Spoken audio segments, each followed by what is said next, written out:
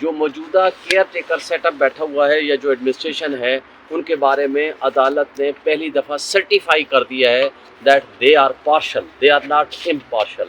یہ غیر جانبدار نہیں ہے، یہ جانبداری کر رہے ہیں اگینسٹ پی ٹی آئی. یہ آج سرٹیفائی کر دیا ہے.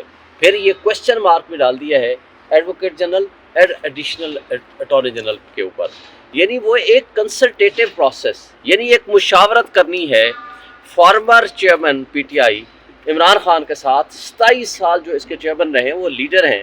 آج پی ٹی آئی کا مطلب عمران خان ہے، اور گوہر علی خان صاحب نے اور ان کی نامینیٹڈ جو ہم پینل ہیں، ہم لوگوں نے ان کے ساتھ کنسلٹ کرنا ہے for the purpose of reward of tickets, جو کہ 700 سے زیادہ لوگ ہیں. اب 700 افراد کی ٹکٹس کے لیے اب یہ حالت ہے کہ ہم ایک کاغذ کا ٹکڑا اندر نہیں لے کے جا سکتے، وہ ہم سے واپس لے لیتے ہیں. اور اگر کوئی فائل میں لے کے جائیں جو کیسز کے لیے، وہ بھی پتہ نہیں کتنے دنوں بعد واپس ملتی ہے. تو بھائی جب ہم ڈسکشن نہیں کریں گے، کنسلٹیٹیو پروسیس نہیں ہوگا.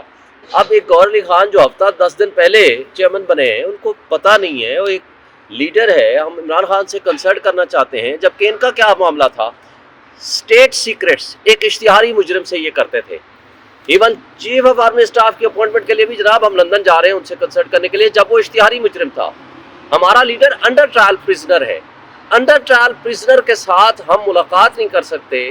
ایک موجودہ چیئرمین ان سے کنسلٹ نہیں کر سکتا، صرف اس بات پہ تاکہ کوئی پراپر ٹکٹس کی تقسیم درست ہو جائے گی. تو اس کا نقصان ان کو یہ ہوگا کہ جناب کبھی بلے کا نشان لے لیتے ہیں، کبھی کس طرح کی حرکتیں کرتے ہیں.